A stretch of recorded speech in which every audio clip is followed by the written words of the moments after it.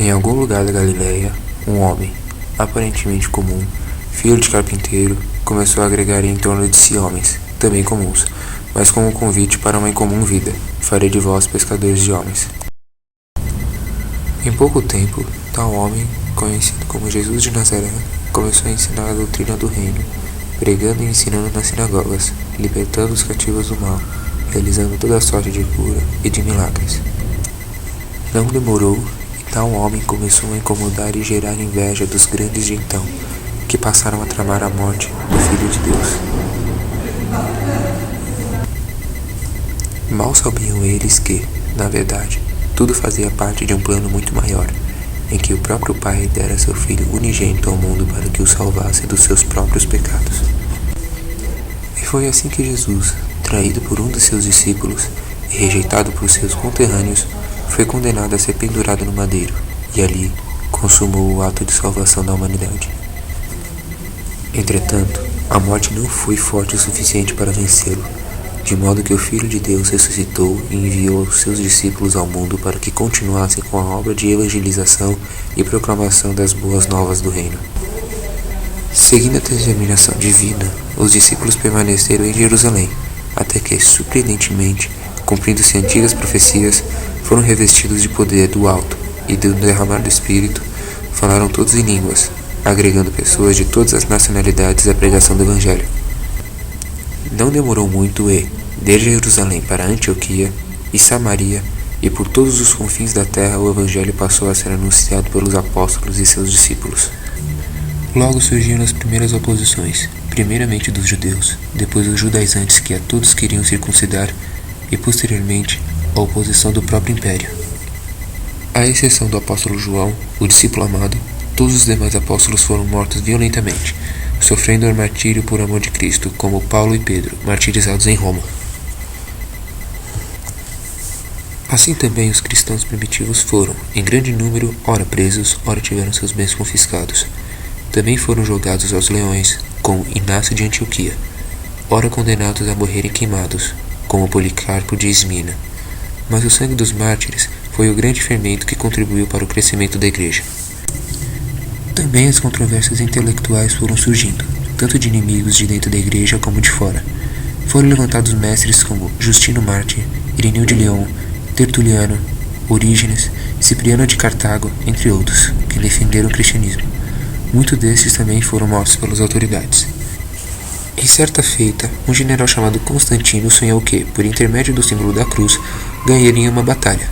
Quando isso ocorreu, tal homem tornou-se imperador de Roma, e pelo edito de Milão, 313 d.C., concedeu liberdade de cultos aos cristãos. Neste período surgiu a controvérsia ariana, do presbítero Ário, que negava a divindade de Cristo.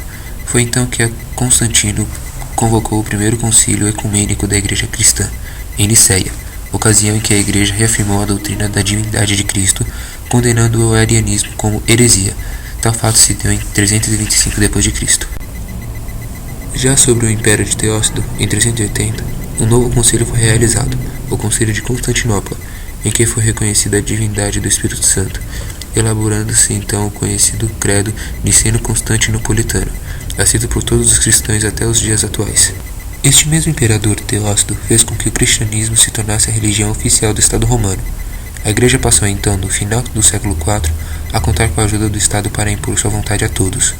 Deste modo, milhares de pessoas que jamais passaram pela experiência de conversão se tornaram súditos de um Estado que se dizia cristão. A popularização da Igreja fez com que houvesse uma significativa queda de qualidade do cristianismo de então. De qualquer modo, a Igreja, no período inicial da Idade Média, produziu grandes teólogos como Atanásio de Alexandria, Agostinho de Hipona e Pais Capadócios, entre muitos outros. Muitos cristãos, revoltados com a frouxidão moral da igreja no período e entendendo que ela se desviara do caminho dos cristãos primitivos, iniciaram um movimento conhecido como monasticismo. Em tal movimento, muitos cristãos retiravam-se para o deserto, na busca de uma espiritualidade mais autêntica, escrevendo-se aí uma das mais belas páginas da espiritualidade cristã de todos os tempos. Tais pessoas ficaram também conhecidas na história do cristianismo como os pais do deserto. Com a queda do Império Romano do Ocidente, vai crescendo o poder e o prestígio do bispo de Roma, que vai ampliando paulatinamente seus poderes. No Oriente, a igreja é liderada de perto pelo imperador, um fenômeno conhecido como cesaropapismo. A igreja do Oriente e do Ocidente vão se distanciando paulatinamente, até que, em 1058, ocorre a divisão da igreja entre o Oriente e o Ocidente, que perdura até os nossos dias. Tal distanciamento foi tão drástico que até hoje poucos no Ocidente conhecem e estudam a evolução do cristianismo, que se desenvolveu no Oriente. A Idade Média Ocidental também produziu grandes teólogos, como Anselmo e Abelardo, que podem ser considerados os fundadores do escolasticismo, uma nova forma de argumentar a fé cristã. Outro grande teólogo, talvez um dos maiores que o cristianismo produziu, foi Tomás de Aquino, que com seu grande gênio elaborou uma grande obra teológica, utilizando-se como uma de suas ferramentas a filosofia de Aristóteles, até então praticamente desconhecida no Ocidente.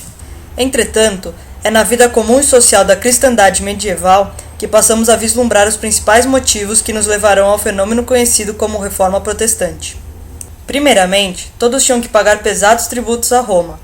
Com o desenvolvimento dos chamados Estados Nacionais, aumenta o descontentamento com tal tributação e cresce o desejo por igrejas independentes nas diversas localidades. Havia também uma terrível crise moral na igreja. Muitos são os casos de papas e de bispos que compraram, por dinheiro ou favor político, os seus cargos. Temos casos de bispos, padres e até mesmo papas envolvidos em escândalos sexuais, alguns cometidos abertamente. Vastas regiões na Europa estavam praticamente abandonadas de qualquer pastoreio sério, de modo que houve crescimento de superstições das mais esdrúxulas que foi trazendo grande confusão à religiosidade de então. Outro aspecto relevante foi o grande comércio das assim chamadas relíquias sagradas.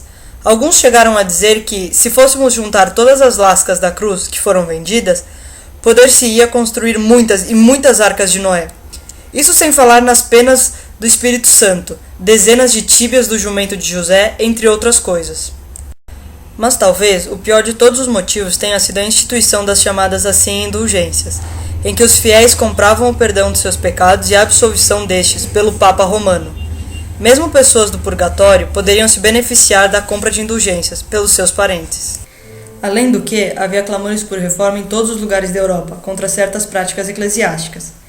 Entre tais práticas podemos citar o celibato obrigatório, o uso universal do latim nas missas, a distribuição da ceia somente em um elemento, a total desconsideração do papel do leigo na igreja, entre outras coisas. Contra os abusos surgiram aqueles que foram conhecidos como pré-reformadores. Um deles foi o inglês John Wycliffe, que desafiou o poder papal e foi o primeiro homem a traduzir o Novo Testamento para o inglês. Foi condenado como herege depois de morto. Outro, na Boêmia, foi John Huss, discípulo de Wycliffe. Ensinou a salvação unicamente pela fé. Foi traído covardemente e condenado a ser queimado vivo. Entretanto, suas ideias sobreviveram e possibilitaram, tempos mais tarde, o surgimento da Igreja Morávia, que se tornou um dos principais polos missionários evangélicos da história.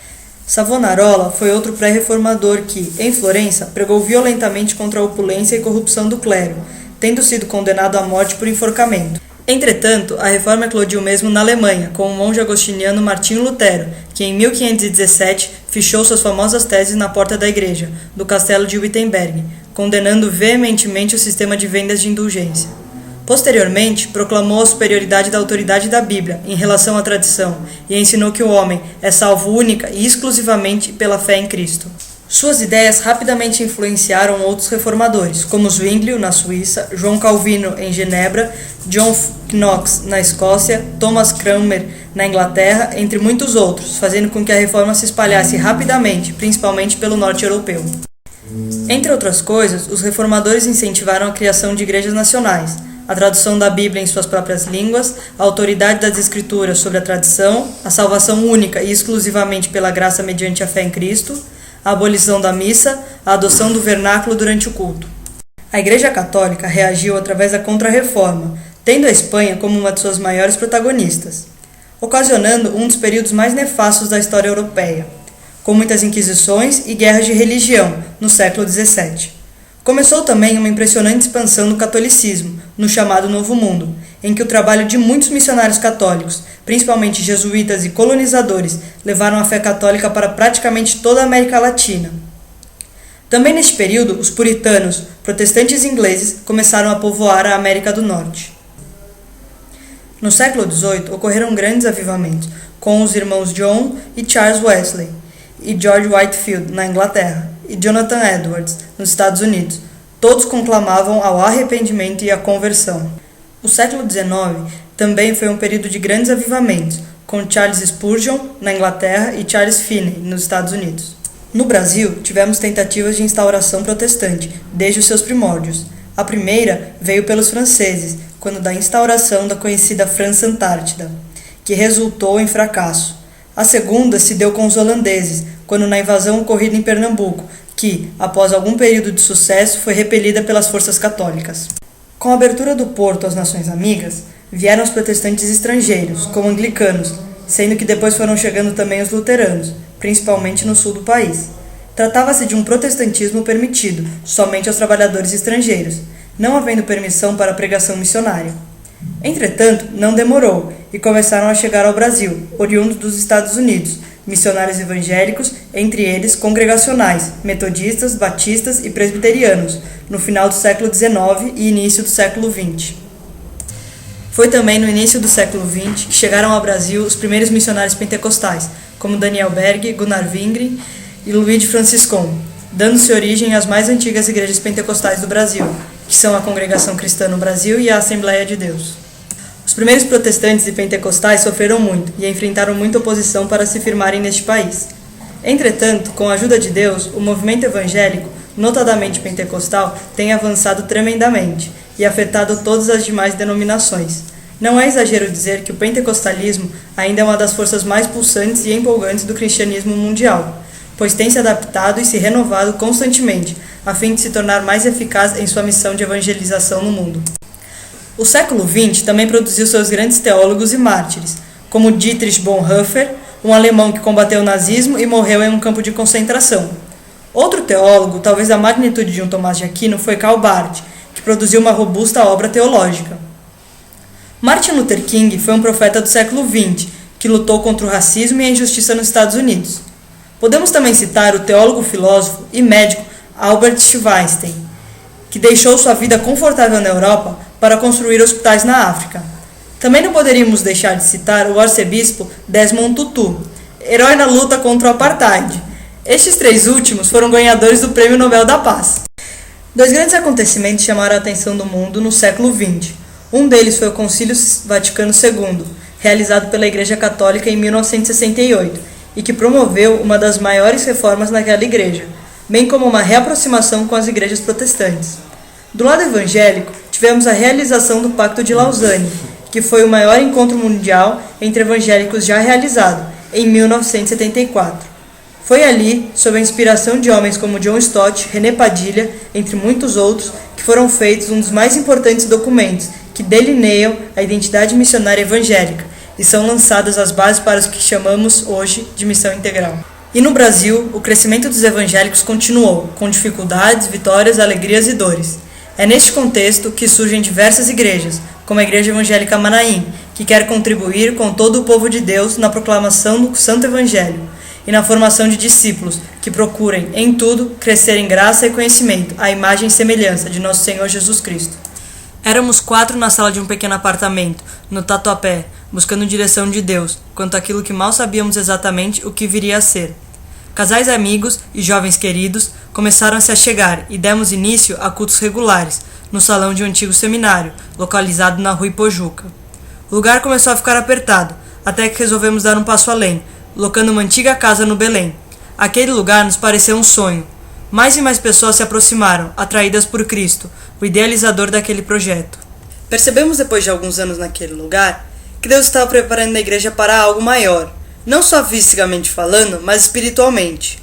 Algo a ser registrado e jamais esquecido em nossas vidas foram os casamentos e nascimentos ocorridos naqueles dias. Deus nos abençoou com o nascimento de crianças lindas, fruto de milagres. Durante esse período, tivemos de enfrentar a ausência de alguns irmãos queridos, que foram chamados para estarem perto do Senhor. Demos mais um passo de fé e em obediência, colaborando com o sustento dos missionários, Daniel e Fátima, juntamente com a Casa Laristero. Não havia mais lugares. O local se tornava a cada dia inviável para aquilo que sonhávamos.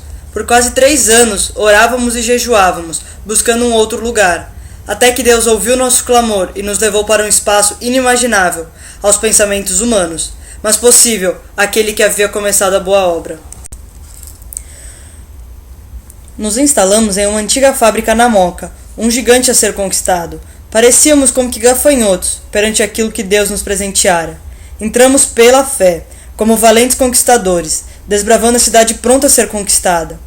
Já se passaram 4 anos desde nossa entrada naquele lugar, abandonado, que hoje dá mostras de sua rara beleza e aconchego.